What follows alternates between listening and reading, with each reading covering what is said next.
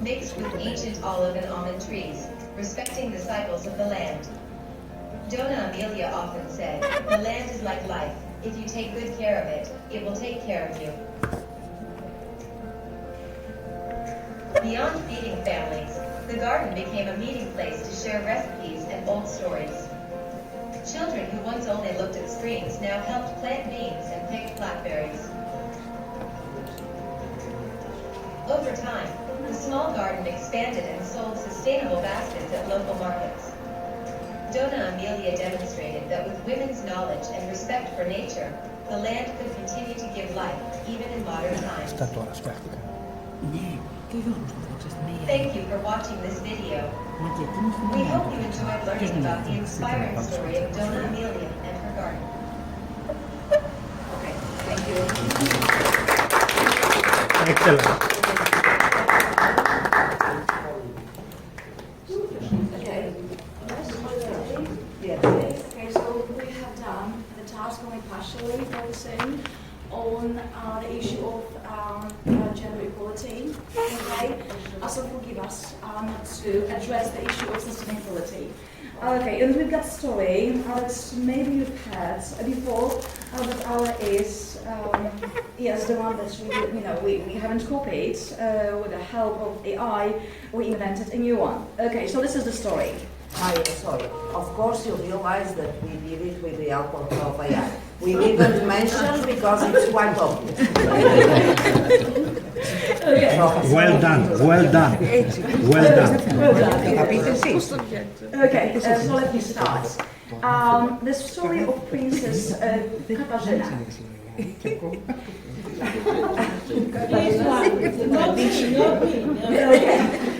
So once upon a time, in the beautiful kingdom of Argostoli, there lived a royal family with 3 children, 2 princes, Leon and Felix, and a little princess named Katarzyna.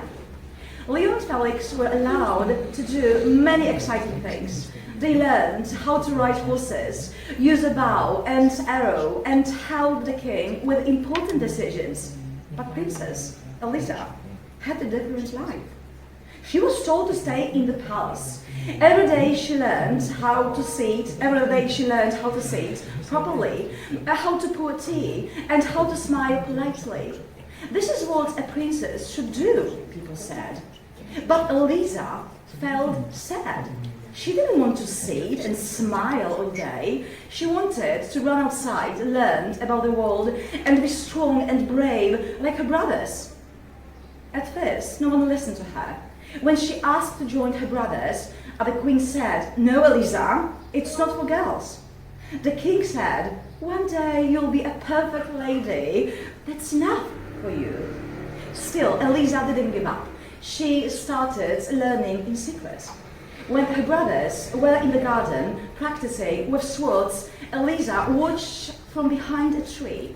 She copied their moves when no one was looking. At night she read books about maps, battles, and great queens from other lands. She practiced for many, many years. I'm sorry.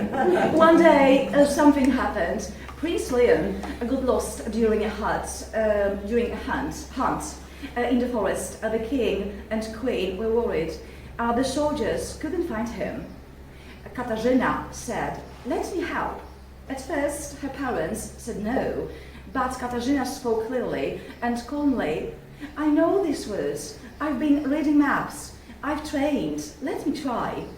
So they let her go, and guess what? She found her brother. She used her skills, her mind, and her courage. Everyone was surprised, but also proud. After that day, things slowly began to change. Her parents saw Katarzyna was just as strong and smart as her brothers.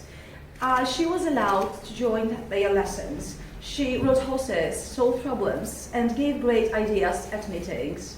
It still took time, and she still had to work hard, but Katarzyna proved that girls could do great things too.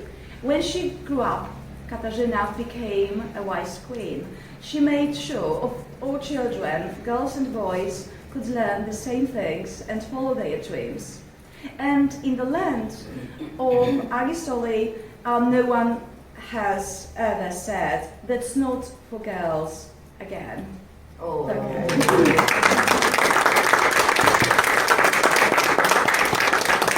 And the Oscar goes to Maya.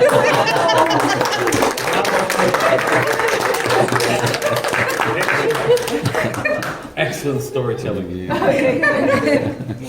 Excellent actors.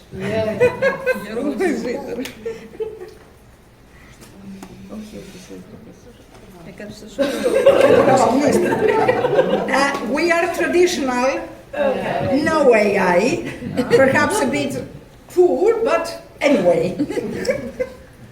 In a small sun-drenched village, nestled between green hills and dry plains, lived a young woman named Anna. Her family had farmed the land for generations, but changing weather patterns, longer droughts, shorter rains had made survival daily struggle. One day, a group of sustainability researchers arrived, offering workshops on climate-smart agriculture, but only men were invited. The elders said, farming is a man's job. Women handle the house. Anna disagreed. Every morning, she was the first to rise, collecting water from the far-away well, tending to the goats and planting seeds in the small garden behind her home. She knew the land just as well as any man, maybe even better. So one evening, she snuck into one of the workshops, standing quietly at the back. She listened, learned, and returned the next day. Eventually, the trainer noticed her curiosity and handed her a notebook. You have questions? He asked. She did, plenty. Over time, Anna became one of the most active participants. She began implementing drip irrigation in her family's plot and introduced crop rotation to maintain soil health. Other women noticed. Soon Anna was teaching them what she had learned, how to compost, harvest rainwater, and even start small solar projects to power irrigation pumps. Her work didn't go unnoticed. Local leaders, once skeptical, saw the yields improving. The land was healing, and so were old ideas. The village council changed the rules. Women would now be part of all sustainability programs. Years later, the same village became a model for others.